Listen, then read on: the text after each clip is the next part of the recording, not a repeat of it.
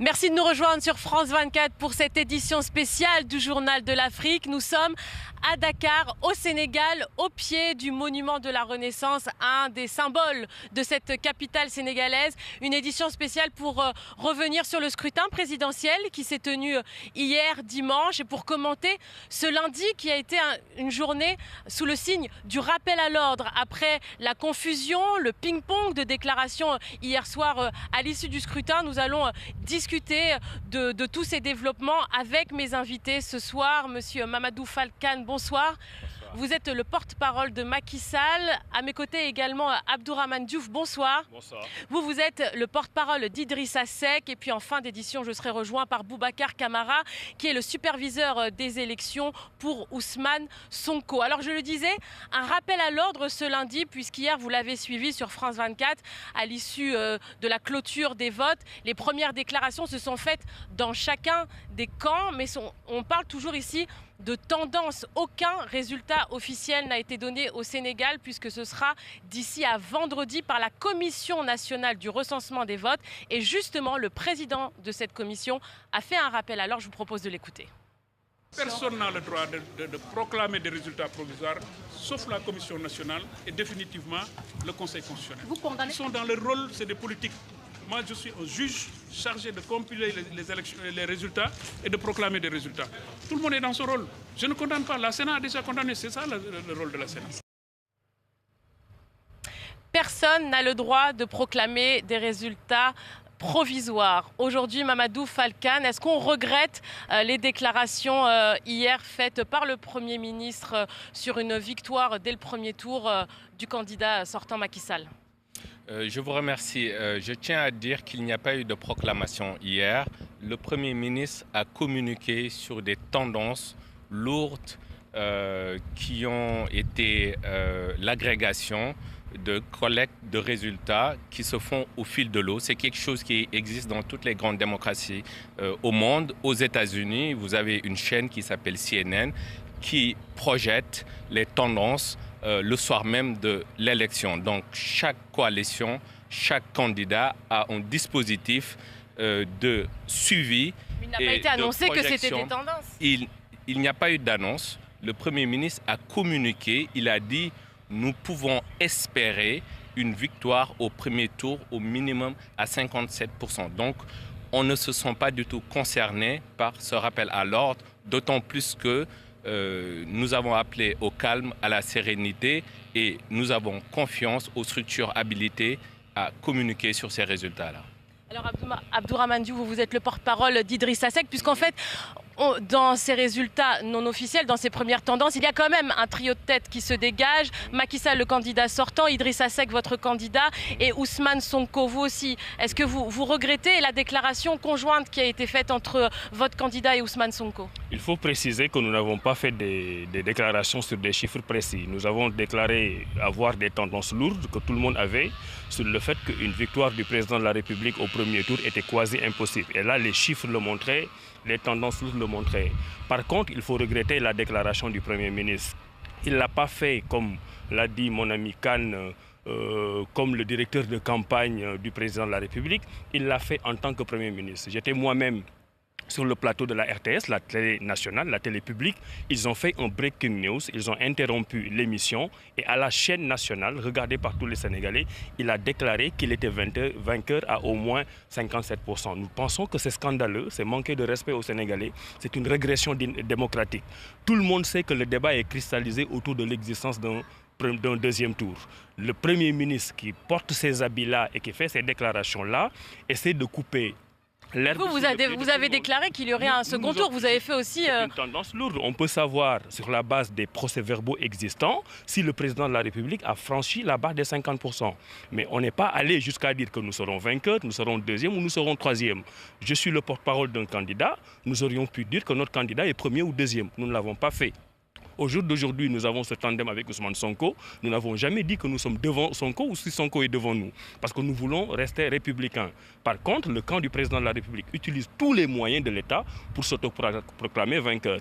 Alors, En tout cas, ces résultats officiels sont attendus pour vendredi au plus tard. Est-ce que vous avez déjà prévu de respecter ces résultats qui seront annoncés par la Commission nationale du recensement des votes et par le Conseil constitutionnel? Nous sommes toujours dans le respect parce qu'à part une fourchette qu'on a donnée hier, qui reste une fourchette qui disait que le président de la République actuel, Macky Sall, est au maximum à 44% et au minimum à 39%, nous allons respecter ces consignes républicaines. Mais nous avons une certitude. Ce n'est pas parce que la CNRA a fait cette remise à l'ordre que nous n'allons pas rester dans notre certitude de l'existence d'un deuxième tour, parce que tous les chiffres le montrent.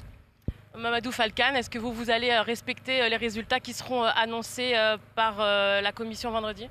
Oui, absolument. Nous sommes tout à fait confiants, nous sommes sereins et ce n'est pas le camp présidentiel qui a apeuré les populations et les citoyens. Donc il faut aussi noter que... Vous reconnaissez qu'il y a eu une confusion, des incertitudes?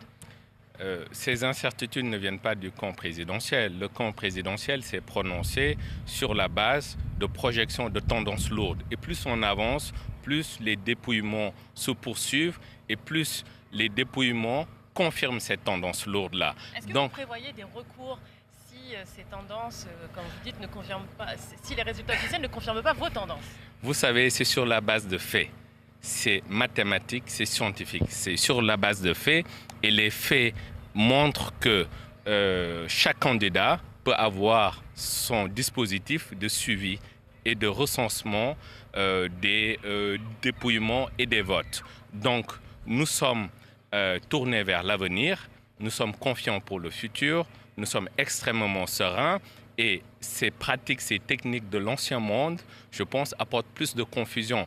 Et quelles sont ces techniques de l'ancien monde dont vous parlez? C'est-à-dire vouloir même aller plus vite que le vent, déclarer qu'il y a un deuxième tour, alors que si on suit les tendances, on voit bien que le candidat Macky Sall est en tête des suffrages exprimés et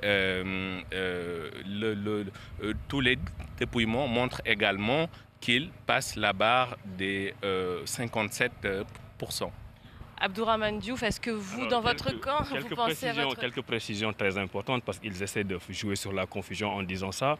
Nous sommes dans une élection présidentielle.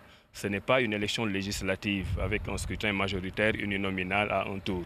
Donc le fait d'être en tête ne signifie pas être élu au premier tour. Vous pouvez être en tête partout et ne pas être élu parce que vous n'avez pas atteint la barre des 50%. Ça, c'est un. Les résultats qu'ils ont donnés, nous les avons, la plupart sont faux. Je vous donne juste un exemple. Depuis hier, tous les représentants dans tous les médias disent qu'ils ont gagné le département de Thiès, qui est le département d'origine d'Idrissa Seck que je représente. C'est faux. Aujourd'hui, le résultat officiel est tombé, donné par le tribunal départemental. Mais les commissions départementales... Vous avez eu un rappel à l'ordre, ce n'est pas le tribunal qui donne le résultat officiel. Les commissions départementales donnent des résultats. Donc aujourd'hui, le résultat des départementales de Thiès qui va être transféré à la Commission nationale de recensement est sorti. Nous avons gagné de 20 000 voix. Et partout, c'est la même chose. Les résultats qu'ils ont donnés sont des résultats complètement faux. Tout le monde, les 4 candidats de l'opposition, sont d'accord sur le fait que la barre des 50% ne peut pas être atteinte. Au Sénégal, vous ne pouvez pas perdre Mbacké, perdre Ziguinchor, perdre Dakar. Quand je dis perdre Dakar, c'est que les voix de l'opposition réunies font plus de 50% dans les grandes agglomérations du pays et vouloir passer au premier tour. Donc là, je lance un appel pour qu'eux-mêmes, qui parlent de l'ancien monde, respectent quand même la volonté des Sénégalais et ne se déclarent pas élus. On ne peut pas se déclarer auto-élu, surtout de la part d'un Premier ministre qui des fois met les habits de Premier ministre, d'autres fois met les habits d'amis du président, d'autres fois met les habits de directeur de campagne. C'est une manipulation de nos médias, c'est une manipulation de nos justices qui a abouti à une pénurie des candidats et depuis 3 ans, nous assistons à ça. Le président de la République ne veut pas avoir Diouf, nous devons continuer l'émission. Le président de la République veut s'autoproclamer président. En tout cas, nous avons compris que vous avez vos tendances, qui pour l'instant sont vos résultats officiels. Et on aura le plaisir de vous retrouver pour commenter les résultats qui seront officiels, eux, d'ici à vendredi, c'est certain. Abdourahmane Diouf, merci d'avoir été avec nous. Mamadou Falcane, merci d'avoir été avec nous. Et il y a aussi les Sénégalais, la population, les électeurs. Près de 6 millions d'électeurs étaient attendus aux urnes, mais il y a eu plus de 60% de participation. Ils attendent aussi les résultats dans un climat serein. Je vous propose de les écouter au micro de Sarah Sako. Le Sénégal est un pays de droit. Il y a une Sénat, il y a un Conseil constitutionnel. Je pense qu'il faut leur laisser toute la latitude à pouvoir peut-être statuer sur ces élections présidentielles. Mais ce n'est pas normal. Lui qui dit « moi je gagne », les autres qui disent « moi je gagne ». Ce n'est pas normal. Ce n'est pas normal. Tu ne respectes pas les Sénégalais. Ils sont toujours durs dans les propos, hein. Mais ce n'est pas si méchant que ça. Ça n'ira pas plus loin. Le peuple sénégalais est très mature. On comprend que c'est le jeu politique qui demande, qui veut bien que les critiques soient acerbes dans tous les sens. Le Sénégal restera uni. Demain, tout le monde ira travailler et ce sera cela. Et j'ai été rejoint par Boubacar Camara. Bonsoir. Vous êtes le superviseur des élections pour le Ousmane Sonko. On a entendu Abdourahmane Diouf du camp d'Idrissa Seck s'exprimer à l'instant. Vous avez fait une déclaration commune avec le candidat Idrissa Seck. Qu'est-ce que ça présage, cette déclaration commune? Cette déclaration commune était une alerte parce que en amont des élections, un dispositif a été malmené pendant des mois avec des modifications unilatérales de la part du pouvoir. On avait un dispositif serein qui avait permis d'avoir 2 alternances en 2000 et 2012 et depuis l'arrivée du président Macky Sall, ce dispositif est remis en cause avec un parrainage unilatéral, le retour en force du ministre de l'Intérieur partisan, un fichier complètement malmené avec enfin un parrainage organisé de façon... Mais après ce rappel à l'ordre, est-ce que vous avez regretté, vous aussi, d'avoir quand même fait une déclaration? Non, on n'a absolument rien regretté. Dans notre esprit, il n'était pas question du tout de faire une déclaration incendiaire. C'était d'alerter parce que pour soulager leur conscience, ils se sont mis à préparer une déclaration pour annoncer des résultats et ils l'ont fait juste 2 heures après. Vous parlez de déclaration qui n'a pas été incendiaire, mais ces déclarations ont mis le feu aux poudres entre guillemets sur les réseaux sociaux. Il n'y a aucun feu.